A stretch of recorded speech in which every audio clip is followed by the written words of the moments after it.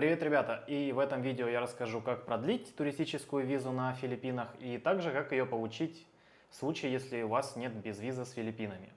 Итак, туристическую визу можно получить по прилету, если вы гражданин России или другой страны, у которой подписан безвизовый режим. В случае, если вы гражданин Украины или Белоруссии, вам понадобится получить визу в посольстве. Итак, теперь первый момент. Это мы переходим к заполнению бланка на продление туристической визы. Как это выглядит и какие документы нам нужны. Итак, начнем с заявления. Итак, мы ничего не пишем в колонке Method of Application и просто это пропускаем. Сразу переходим к Application Information. Практически каждый раз, когда я приходил продлевать визу, каждый раз писали по-разному. Либо Regular, либо Express. Поэтому, в принципе, это можно оставить, они сами поставят галочку, как им нравится. И далее указываем здесь на 1 месяц вы хотите продлиться или на 2. Также здесь есть опция на 6 месяцев, но сейчас в большинстве миграционных центров на 6 месяцев продления нету. Только есть в каком-то в одном центре в Маниле, в остальных максимум 2 месяца. Также здесь мы описываем причину, почему вы хотите остаться. Просто пишем обычно отпуск. Больше ничего указывать не надо, их больше ничего не интересует, вопросы начинаются на 6-й месяц. Далее графа Contact Information, тут пишем номер телефона и email. Далее графа Personal Information, здесь все заполняем точно так же, как указано в вашем паспорте. Дата рождения, ваш пол и место и город рождения. Country of Citizenship, пишите, какое у вас гражданство на английском. Также здесь пишем ваш рост и вес. Также здесь мы пишем ваш статус, женат, не женат, разведен или какой-то другой статус. Далее идет Residential Address in the Philippines, здесь пишем ваш адрес проживания.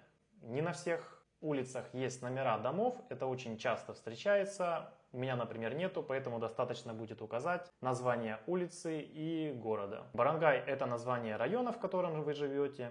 Далее у нас идет City – это просто город, в котором вы живете, и провинция. Zip-код – это ваш почтовый индекс. Открываете карту, любую точку на карте, которую берете рядом с вами, и просто смотрите этот zip-код и заполняете. Travel Information мы заполняем в графе «Паспорт» номер документа и серию. Это до какого года и месяца и дня действителен ваш загранпаспорт. Date of latest arrival – это дата вашего последнего прибытия на Филиппины. Flight of Voyage Number – это номер рейса, которым вы прибыли на Филиппины. Далее идет графа Latest Tourist Visa Extension. Если это ваше первое продление, вы здесь ничего не пишете. Если это уже второе продление, пишите последнюю дату продления, когда вы приходили и продляли свою визу в иммиграционном центре. Также в графе здесь Place мы заполняем название офиса, в котором вы конкретно продляете свою визу. ACR Card – это вы заполняете здесь все данные с вашей карты, которая у вас будет, и до какого она там годная. И также всю остальную информацию касательно номеров. В случае, если у вас еще этой карты нету, значит в этой графе мы ничего не пишем. Далее внизу ставим подпись и пишем вашу фамилию, имя полностью. Также ставим дату. Нам понадобится ксерокопия вашего паспорта, также ксерокопия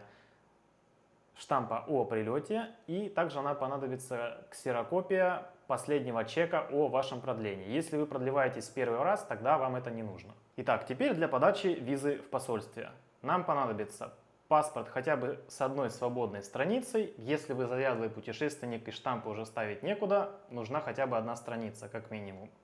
И также паспорт должен быть действительный в течение следующих 6 месяцев. Также вам нужны фотографии 2 на 2, 4 штуки.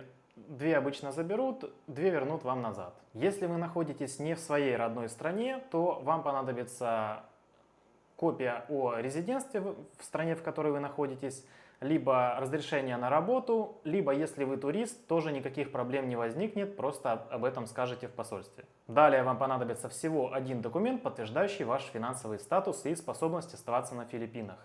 Первое – это может быть выписка с банковского счета за последние 3 месяца.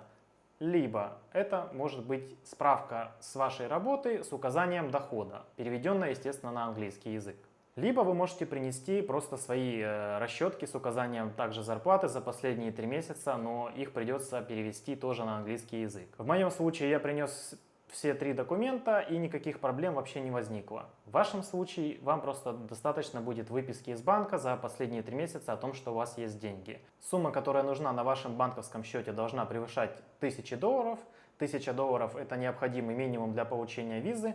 В случае, если вы указываете, что у вас есть, например, 3, 4 или $5000 на счету, то при последующем продлении, если вы остаетесь на Филиппинах дольше, меньше будет к вам вопросов, так как вы изначально показали свой финансовый статус и состояние денег на счету. Если вы не были на Филиппинах, я надеюсь, информация была вам полезной, и также увидимся с вами в новых видео. Пока!